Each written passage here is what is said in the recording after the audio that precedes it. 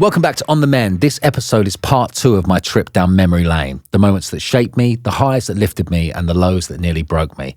Last time I opened up about my active addiction. Today I'm talking about the other side of that story, my active recovery. What's really going on with my ADHD, my mental health, and the work I've had to keep doing every single day. You can go back and watch part 1 if you want the full journey, but for now, let's jump back in.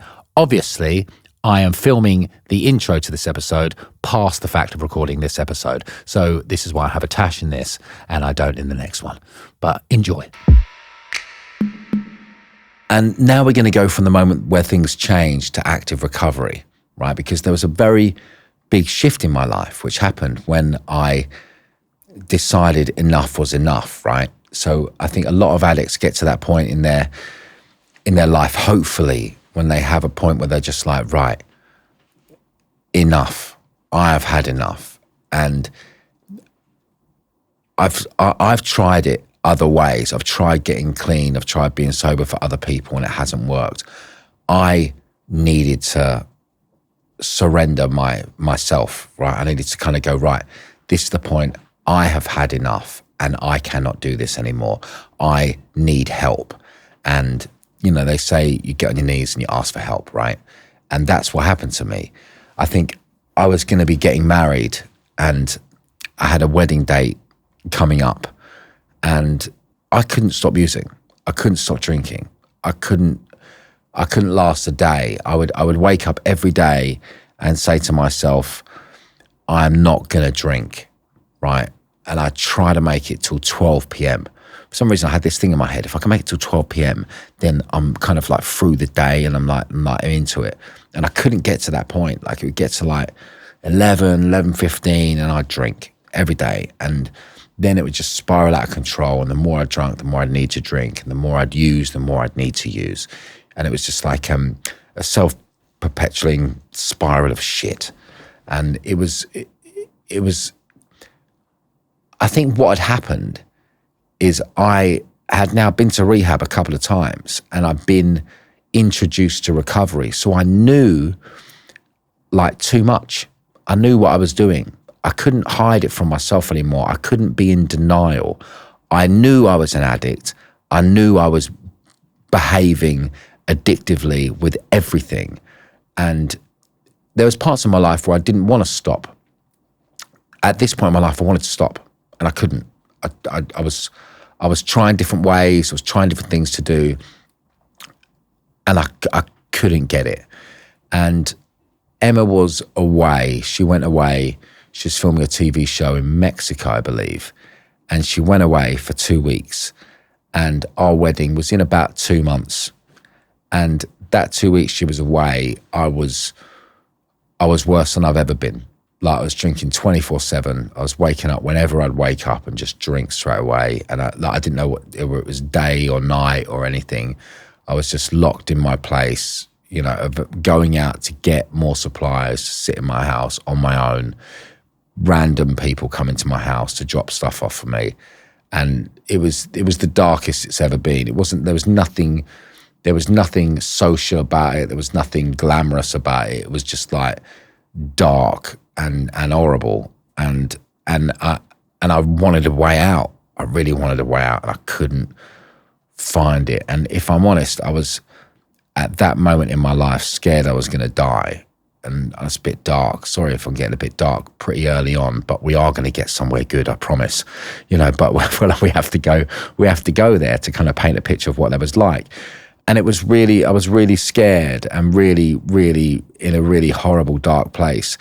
I think what happened is I'd rung certain people. Like I had a guy I met at rehab the first time I went in. It was a doctor called, I would say his name is Billy. But he was my drugs counsellor from early on. And he'd seen me through everything. And he'd seen me bouncing in and out. And I'd have recovery for a bit and then I'd lose it and then I'd be relapsing. And this was a ongoing cycle for me. Like I just bounced in and out and I'd get clean for a little while, then I'd use again, and I'd get clean for a little while, then I'd start drinking and using again. This was an ongoing thing. And then I rang him one night and it was late. I didn't expect him to pick up. And I was out of it and really, really scared and down and crying my eyes out. And I said, I don't want this anymore. Please help me.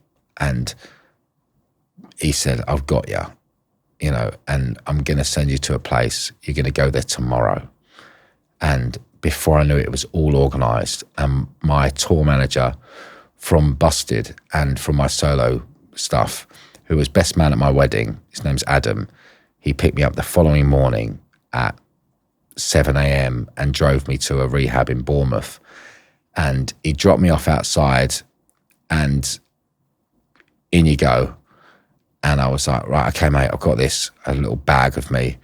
I walked up to the door, waited till he drove off and ran. And I ran as far away from that place as I could. And I found myself at a little corner shop around the street from the rehab. I bought as much booze as I could. And I sat there and got absolutely wasted outside someone's house, just on the street. And I sat down, I drank probably, 8 cans of cider really quickly. And I must have passed out. And then I literally got woken up by this guy, right? And this big bloke woke me up on the street. And I got this vague memory of him, right? And he was like, you know, say you meet people certain parts of your life that you're meant to meet, right? And this guy, so picture me, I'm on the street against someone's wall outside their house with cans everywhere, off my head, you know, probably passed out. And he woke me up and he was like, you all right?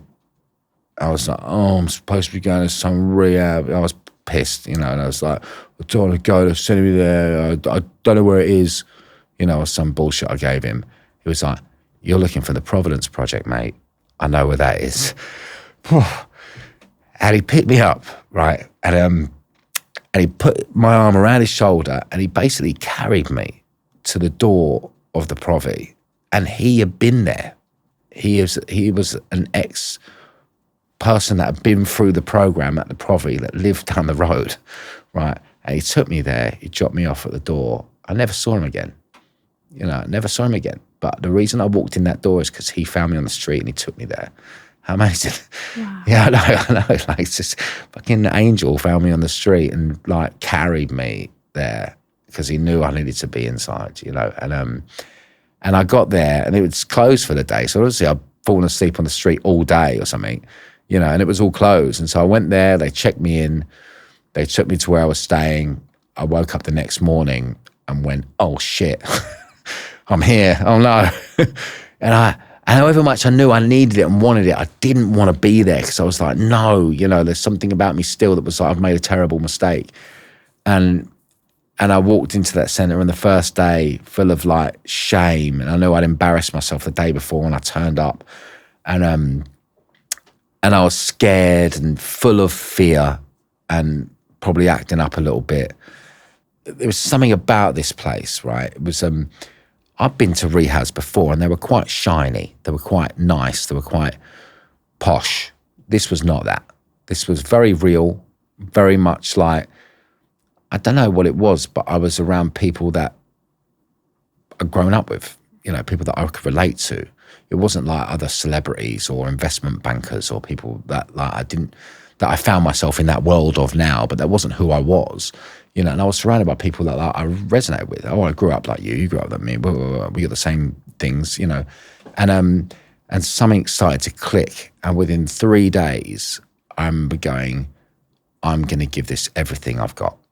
You know, there was a message that was reading loud and clear to me. And I put my head down and I was like, right, I'm going to do everything I'm told. I'm going to listen to advice. I'm going to take everything on.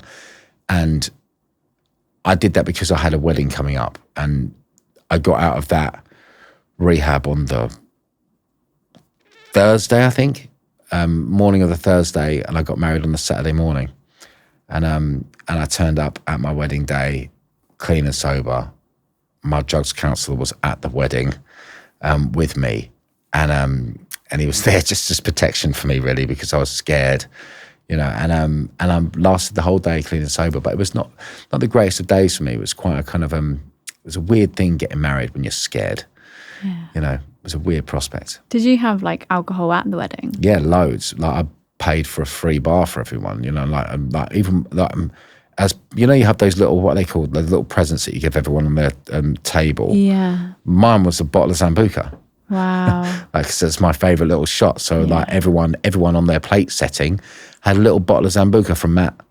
Did your loved ones who were at the wedding know that you'd just been to rehab? I think everyone knew I'd just been out of rehab. You know, everyone knew what a mess I was. Like, it had been quite apparent to everybody. I think they were surprised that I was there and that she was there. I think we were watching our wedding video not too long ago, and I reckon everyone gave us 6 months. This will end up in disaster. He'll fuck it up, you know. But here we are. Hey, it was a really weird time. But I'm super pleased it happened. Yeah. I'm super pleased that day happened. It was beautiful. But I look back at it with very strange memories. Did you speak about anything that you'd been through in like your wedding speech or anything? No, I think I said some kind of joke at some point in my speech that like, there's a lot more extra booze because I'm sober today, or something like, that's some kind of joke, but it was, it was just really weird. I shouldn't have been there, really. When I think about it, it was terrible, to come out of rehab and get married 3 days later. But if I hadn't have done that, I would not have been at that day. I would have not turned up, or I would have let her down in some way, and it wouldn't have happened. So I'm pleased that the events happened to get me there. I wish I'd been a couple of months further down the line, so I could have maybe enjoyed the day a bit more rather than gripping onto my chair for dear life. But it was, she looked amazing, and I was so pleased she married me. So you've been obviously really honest with everyone about your active recovery and how it's not linear. It's kind of gone to and fro. And one of the things that you did was joining the Church of Scientology. Yeah. Should we go into that? Let's go into that. Right. Okay. I remember walking, however good that rehab experience was, and that absolutely changed my life and gave me a sense of what recovery was. I used 3 months later, and I can't really remember why. I can't remember what. Wasn't like a big deal. I just was like, yep, boom. And I was away again. And then, but I didn't want to be. Like, something had changed in my head, and there was something that I didn't want to be a drunk anymore. I didn't want to be a drug addict anymore. I wanted to have recovery, but I was bouncing in and out. I wasn't doing what I was told. I was trying to rebel, trying to do things my own way, by my own will, and I couldn't do it.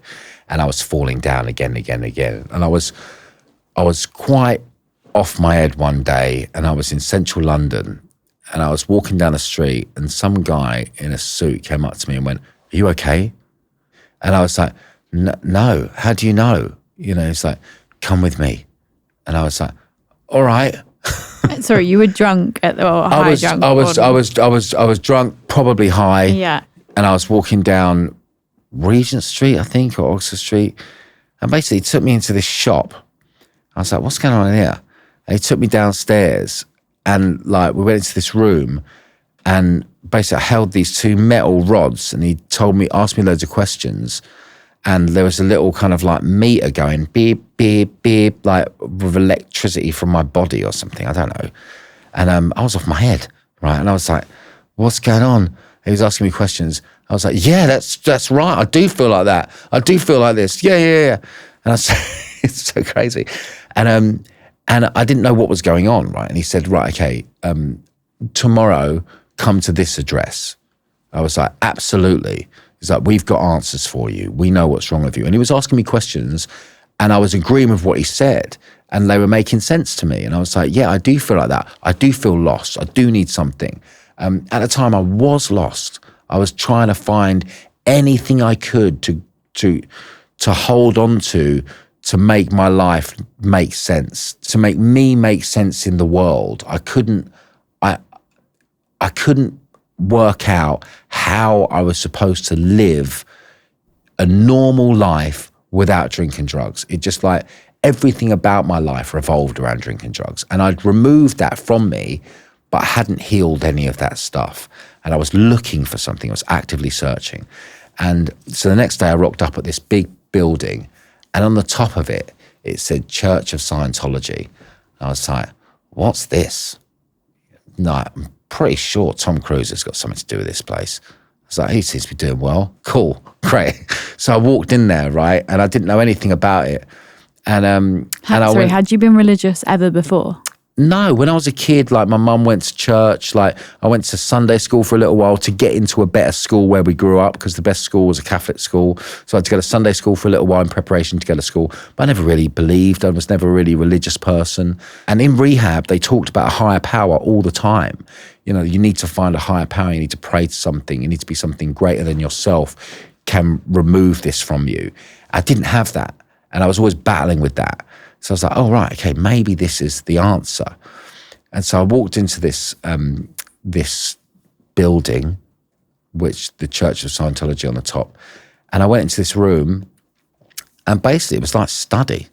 Like I sat in this room on my own with another geezer, and we worked through, I bought a course, which was a certain amount of money, and I finished that course, which was like a few days. And at the end of it, it said, you need to do another course to find out the answer to your... And I was like, okay, cool, great. You know that feeling when you wake up and it's like you've slept, but you're still knackered? Well, I used to blame the kids, the late nights, my busy schedule, basically everything, but what I was actually sleeping on, my mattress. Turns out that was a problem all along. When you're trying to rebuild yourself as a husband, a dad, a mate, whatever, you learn that good sleep isn't just a luxury, it's what you need to fill those roles. So over at On The Mend, my podcast, we switched to Simbra, hybrid mattress. We chose this mattress as we learned the hybrid layers adapt to your body, keep you cool and give you proper support. All of this helps so much when you're waking up refreshed and you're not dragging yourself through the day. So you can become a better version of yourself through the power of sleep. Simbra's won over 100 sleep awards and 6 Which Awards. Best buys, and I get why. You get over a 200-night free trial, a 10-year guarantee, and flexible finance options. So there really isn't a risk, and you'll get to see how amazing you really, really sleep. Honestly, it's amazing how much better life feels when you're well rested. Head to simbasleep.com/on-the-mend and give yourself the rest you deserve. Hey guys, just want to say thank you so much for watching. Be sure to follow us wherever you get your podcasts and drop us a follow on Instagram at on.the.men.podcast. Bought the other course, got the books, bought loads of other big, massive books, which I never read. And I was like, tell me the answers. What's wrong with me? What's going on? So then I got through this other course, and everything was pointing to some kind of like negative influence in my life that was draining me, like some person. And I was asking questions, who is that? They're like, only you know that. I was like, I don't know what you're talking about, mate. The problem is me. Like, really, like I'm making all these problems happen. Like there's no one else that's, you know, and it was a really weird thing. Slowly but surely, I was like, I think you're talking about my wife. And they were like, it's probably the closest person to you.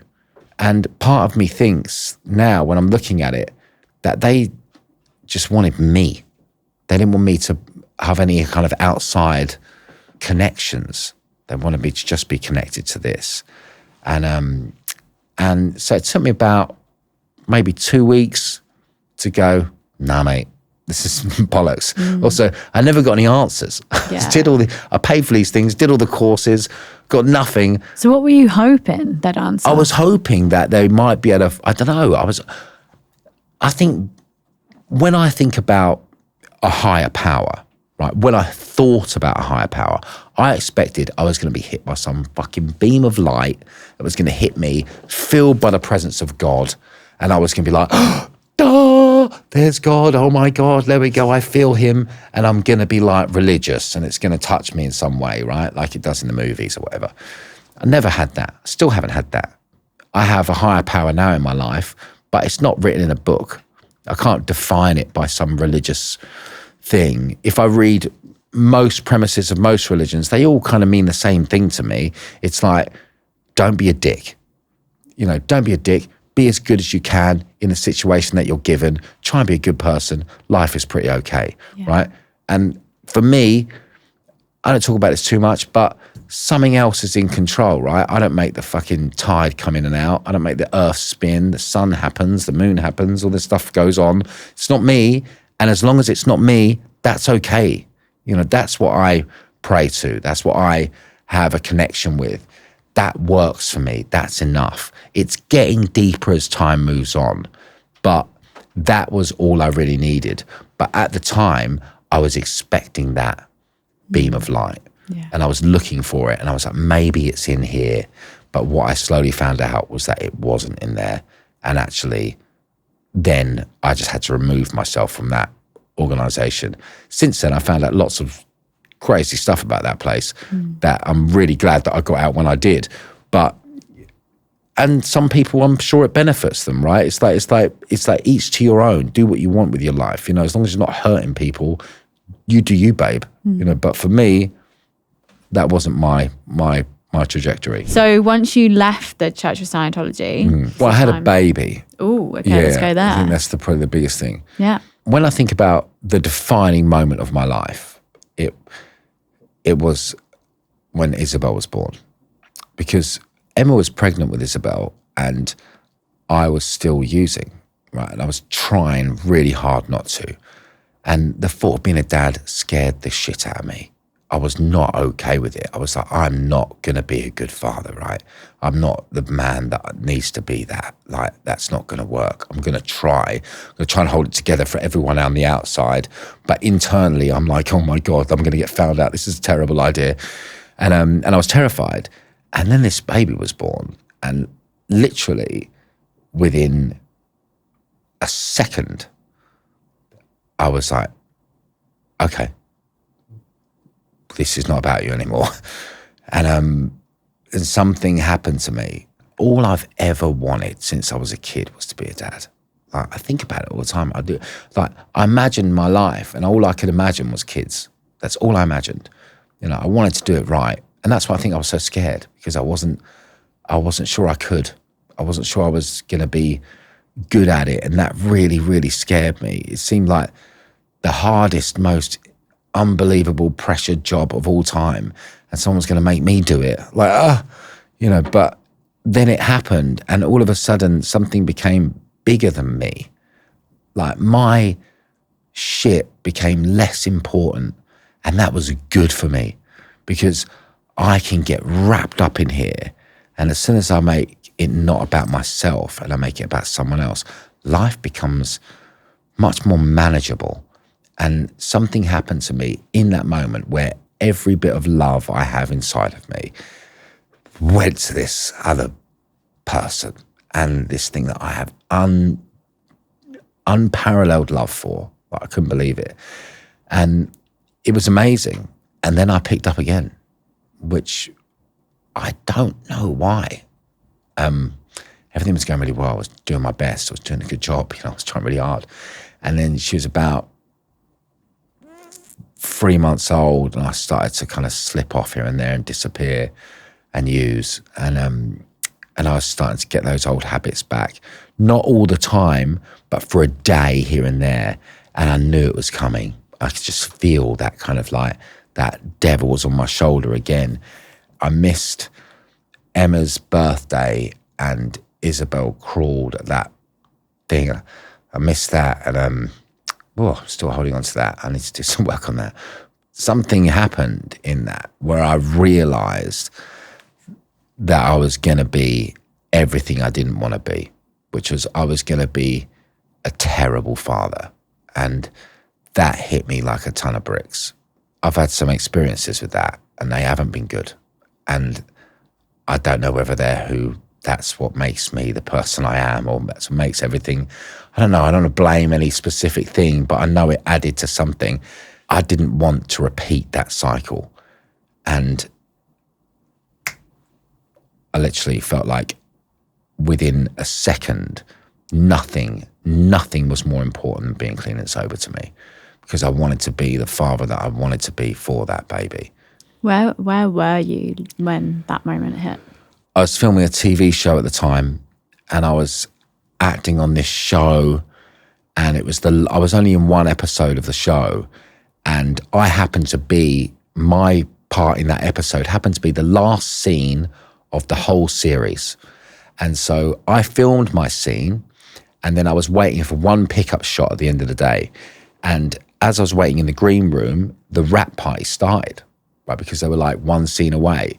And so someone walked around with a big tray full of champagne, right?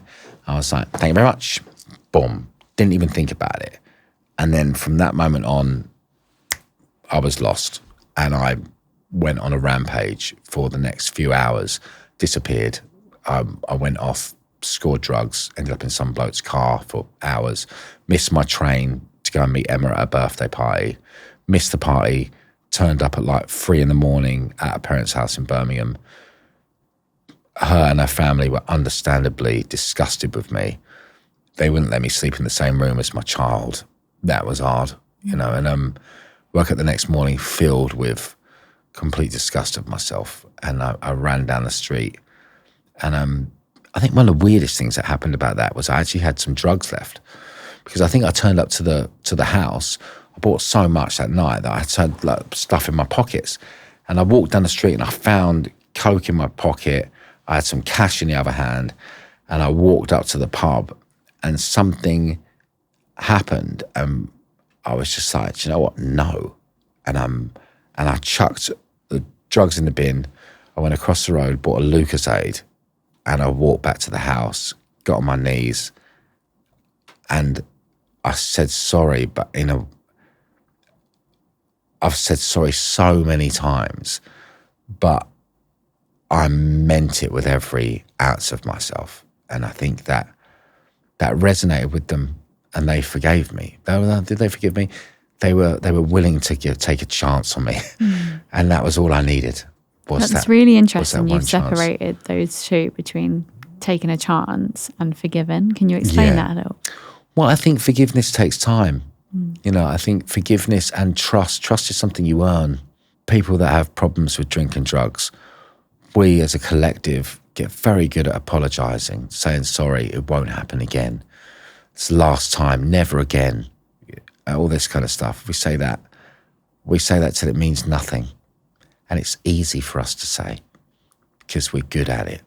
We're good at getting people off our back, saying the right things when we need to, knowing full well that we're going to behave the way we're going to behave. And that's not a nice quality, but unfortunately that is part and parcel of being in active addiction. But when I said it that time, I meant it. And I really, really meant it. And I think rather than them going, oh, okay, we forgive you, it's like, okay, we'll give you a chance. And that's what I was given. That's all I needed was a chance. How cute is this one? I want to know what you're saluting. That one. So this is this little phase that I had with them, right? So when we needed to do a chore in the house, right? Like, because Emma would set us chores and we wouldn't do them, right? So I was like, right, so I've got to get them used to doing them. So I'd become this army sergeant and I'd just shout from the other room. I'd go, attention! And they'd run wherever they were in the house. They'd all run. They'd line up in front of me. I'd go, attention! Like this. And I'd go, right, soldiers, we have jobs to do. We are going to empty the dishwasher. Are you ready? And they'll go, yes, Sergeant. I go, come on, let's go. You take the plates, you take the knives and forks. Oh, let's go. And we'd all go there. We'd stand in line to military position, empty the dishwasher. So ridiculous. But it was attention. Oh, I'm going to try that when I go home, see what remark I get tonight from it. Yes. They'll go, shut up. How funny. Are they cute? Look at them. Cute. Yeah. Oh. And this is this is in our bedroom. This is Christmas. This is Christmas Eve. They're getting ready to get asleep because Santa's coming, and they used to sleep in our room on Christmas Eve night. So they wake up in our bedroom on Christmas morning. Oh, it's nice. Got some Christmas pajamas on as well. Lovely. There they are, all asleep. Very sweet. Please, can you hold up the sergeant one? Attention! It's so cute. So cute. Love it. So you've kind of had this moment of like, I'm like going to change. How then do you go from that to the McBusted stuff was kind of like what came up after. Yeah. At the time, I had gone back to acting, which was my first love. Like when I went to theatre school, all I wanted to do was be an actor. And I'd gone back to doing that kind of full time. I'd been in theatre for a while. I'd done a couple of West End shows. I'd just done a stint in EastEnders, and I was on a show called Birds of a Feather. They rebooted that with the old cast back. We were doing that, which was awesome. I loved it because it was like a play. We rehearsed all week and then shot it live in front of an audience on a Saturday. It was a brilliant experience. I was loving it. And acting was going really well. And then James Bourne from Busted rang me and was like, Matt, I've just gone on stage in Manchester before McFly played. Like, I was like, wait, what? Like, he rang me at random points in the middle of the night because he lived in America. And this was like 9:30 p.m. And I was like, what's James calling me for? Is that a mate? He was like, mate, I'm in Manchester. I've just gone on stage before McFly played, and I played 2 songs with the acoustic guitar, and the crowd went nuts. I was like, what? Mate, that's amazing. Cool. You know, I hadn't seen him play for ages. You know, I was so happy for him. He was like, come down to London. We're playing London on this day. Come down. I was like, mate, I'd love to come watch you play some songs. He goes, I'll play a Busted song and the place goes nuts. I was like, cool, man, wicked. So I went to this gig. I think it was at Wembley. And I went down and he played a solo song of his, and then he played a Busted song. I can't for the life of me remember what Busted song he played. I wish I could. But it was like an album track. It wasn't like a Year 3000 or anything. It was like an album track from the first album. And he played it and the place went insane. First of all, they were surprised to see James from Busted on stage anyway. And this has happened because the support act, I think, had pulled out or something. So they were like, do you want to come on and just play a couple of songs while we get ready to go on stage? He was like, yeah. And the reaction in that arena was unlike anything I'd felt in a long time. There was so much love for this song. And then I was stood there. So suddenly everyone around me started to notice that I was there, and the place started to go absolutely berserk. And it was really, because Busted had ended a long time for me. And I'd had a really bad experience with a solo record that didn't go well. I was like, music was done for me. I was kind of like, that was in the past. Suddenly this reaction happened in this place, and I was like, wow. And so I walked backstage afterwards, and I came backstage, and Busted's old agent, Paul Franklin, was there, and our manager was there, Busted's old manager who looked after McFly, and they were all in this huddle, and they were like, Matt.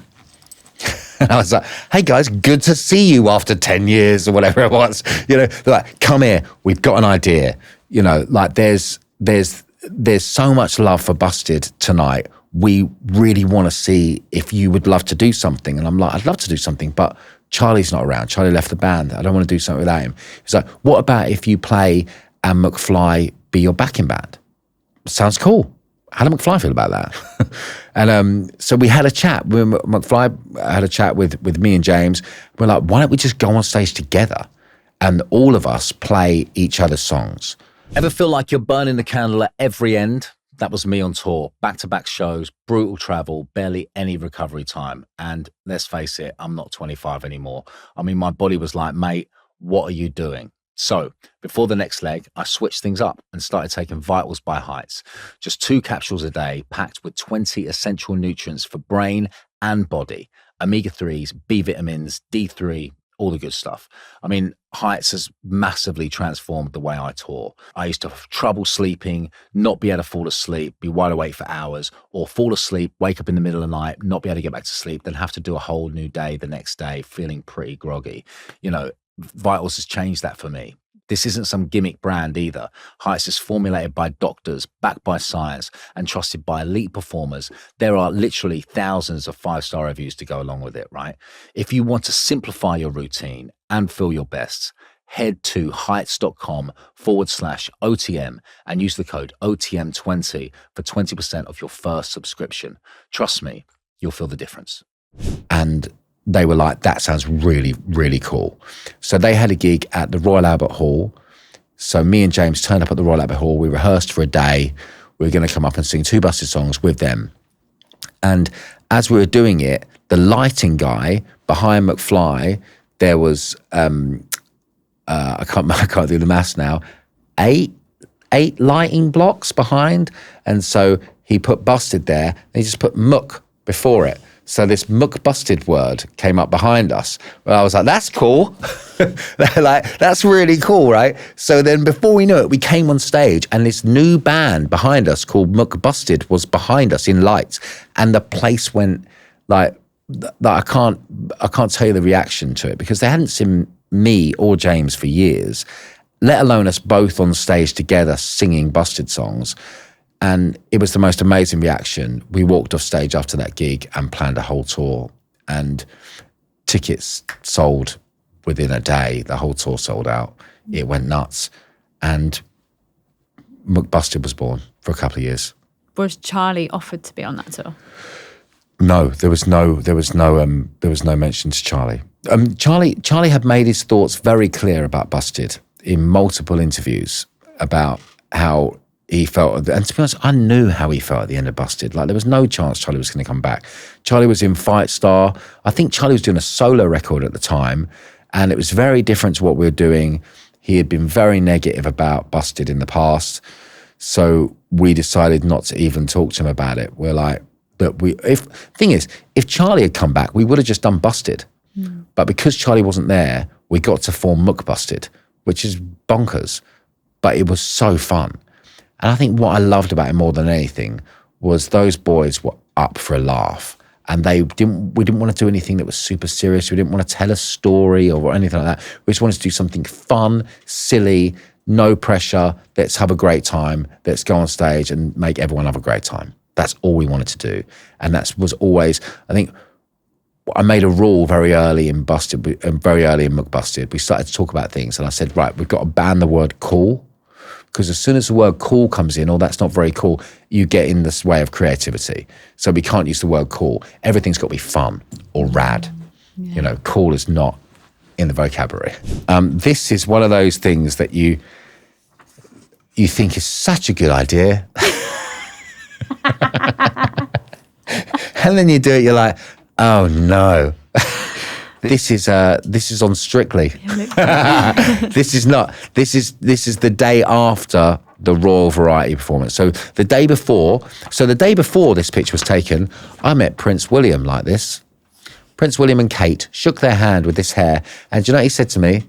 He said, "You must have had a lot of beers before you made that bet." I was like, the irony, Prince. Mr. Prince, Your Royal Highness. Yeah, so that's what he said to me. But yeah, so I've got pink leopard print hair. It's in McBusted, and this is on Strictly. We're doing a performance, and we're playing air guitar for the first time on telly. And yeah, not my best look, not my worst, but not my best. How did it feel, like, stepping back into stadiums again, having been off for ages? I felt in a really good place. I still felt really young, and like really kind of like, it felt youthful. It felt good to be back in massive, massive rooms again, playing songs that people loved, with an element of like a youthful childishness about it. We weren't ashamed of that. We're just like, we're going to jump around like idiots and have a great time. And we even pushed it with styling and everything. We all had we became these little caricatures of ourselves. You know, I was the punky one. James was the strange one. You know, Tom was the geeky one with a bow tie. You know, it's just all became like these little caricatures. It was really fun. And we got to really lean into that. It was great. Because we'd sold so many tickets, we were like, right, let's make this the best show anyone's ever seen. So we threw money at it. It was the most, like, we started the show, we came down in a DeLorean from the top of the stage. We flew down, me and James, from the past, coming back into the future. It was so ridiculous. It was so fun. I loved it. Did it feel different doing it like that time when you're in a different headspace? I was worried before it started that I didn't think I'd be able to do it sober. I'd never played gigs sober, never been in the band sober.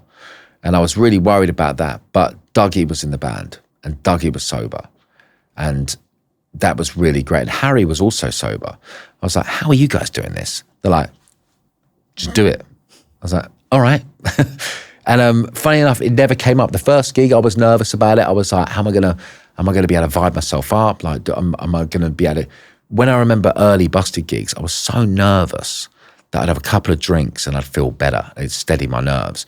And when I was a kid, even like when I was doing like talent competitions, like that talent competition I said about when I got found out to go to Sylvia Young, I'd had a shot of whiskey then.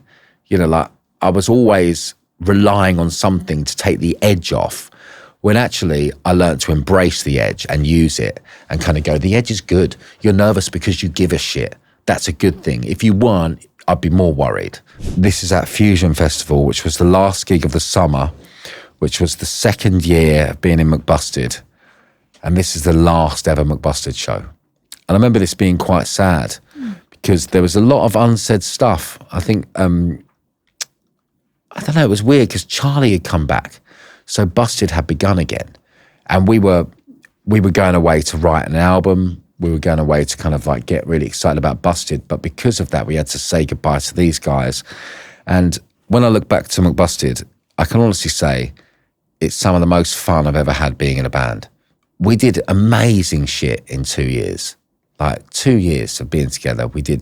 We sold out 2 arena tours and headlined Hyde Park. Like, what other band does that in 2 years? Pretty amazing. What time of life were you at when you got your ADHD diagnosis? Yeah. So post McBusted, Busted was back, right? Charlie had come back to the band. We were kind of touring with Busted, and I had relapsed, and that was a big shock for everybody, including me. And it was a short relapse. Luckily, it didn't last very long, but it was long enough to scare me and to scare everyone that loved me. And I think that took a bit of repairing. And me and Emma had gone into marriage counselling. But I don't think, this was quite a while after the relapse we'd gone to marriage counselling, and we weren't in a bad place. We just had a few sticking points that whenever this conversation came up, we couldn't ever get past it. We both had this sort of like, I think there's certain parts, anyone that's in a long-term relationship will know there's certain parts of a relationship, you just get to a point, you're like, we have the same conversation about this for 10 years and we never really understand each other or get further through it. So I suggested that we go to see a marriage counsellor. Emma was quite shocked that I suggested that at the beginning because I think she felt like I felt we were in trouble. I tried to explain to her, no, I don't think we're in trouble, but I never want us to be. So I'd rather go there now and sort this thing out than in 5 years it becomes something that we can't control. So let's just go and see what happens. What we got to lose? Emma was like, oh, all right, I think this is kind of your thing, therapy. We went there, first day, bang. So she was just like, bro. I was instantly like, I regret this decision immediately.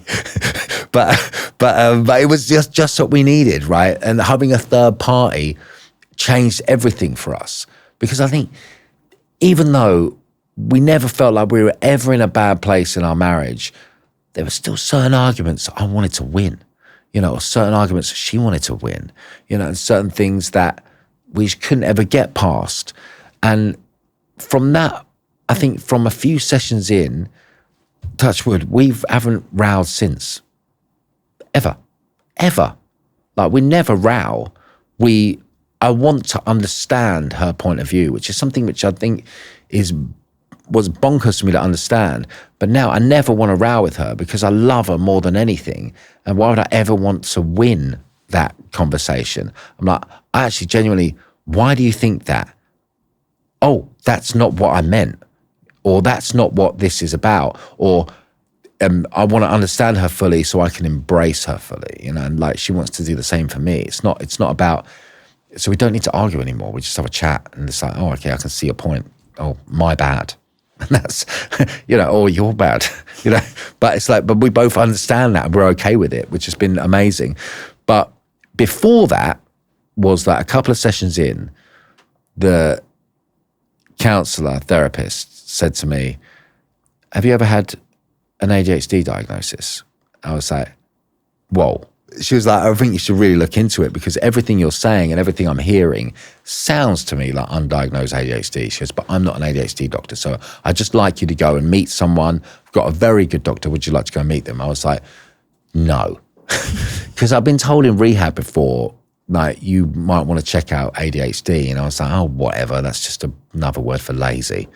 And like all these things that I tied up with this ADHD, which I thought was just made up. And so I was like, right, here it is again. But I was in therapy, I was trying to be a good boy. So I was like, yes, I'd love to go and see this doctor. That'd be great. Brilliant, thank you. And so I went to see this ADHD doctor, and I went through this really lengthy process over a couple of weeks of being diagnosed. And from the second time I met him, I was like, oh, that makes sense. Oh, that makes sense. That makes sense. And eventually getting a diagnosis, he actually told me when he gave me a diagnosis, he said, to be honest, easiest diagnosis I've ever made in my life. Wow. He says, day one I met you, I was like, yep. But we have to go through it professionally. You have to go through everything. You have to tick every box. Yes, and you tick pretty much every box. And I had this weird reaction to it. I expected to be like, oh, cool. What do I do with that? But instead, I felt almost like weird kind of like, I don't know, I went through like a weird grieving period, which is really strange. It sounds dramatic, but I was like, man, if I'd known this, like when I was a kid who was getting expelled from schools, who was getting chucked out of class, who couldn't do his homework, who couldn't sit down and focus, who couldn't do any of this thing, what could I have done? Because I think I've always held on to this internal feeling that I'm thick as shit, right? And I've been told it when I was at school, right? And I've held on to this thing that you're stupid, you're not good at anything, you can't do what normal kids can do, you're stupid. And I've hidden that.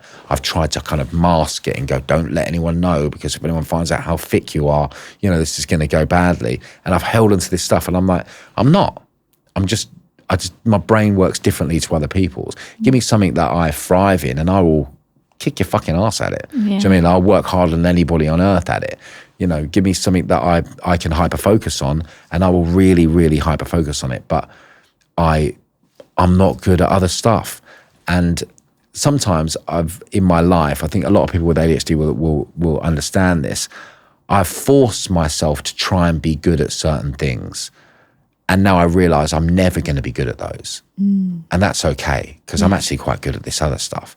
And as long as I can get on with this stuff to be okay, I don't have to be brilliant at this. I'm lucky to be in a very good position where I can outsource some of those tasks now. Do you think we should do a whole episode on ADHD? Do you? Absolutely. Absolutely. 100%. I mean, what do you guys think? Do you think we should do a whole episode on ADHD? Can I say one thing? I find that an interesting topic. I'm very interested in ADHD. I get worried that everyone's going, oh, not another one. Do you know what I mean? Another bloody ADHD bagger on her. Do you know what I mean? That's what I worry about. But, if people are into it, I have gone down this rabbit hole a lot. And I've been on both sides of the fence with this. I've been like, shut up, or wow, that's amazing and interesting. So I've got lots of different perspectives on it. So maybe we should do an episode on it. Maybe we'll do a poll. Yeah, we'll do a poll. What does everyone... Yeah, let's do a poll. Yeah. If you think we should do it, then we'll do a poll for yes. If you think, shut up, stop banging on about ADHD, we'll do a no. Yes.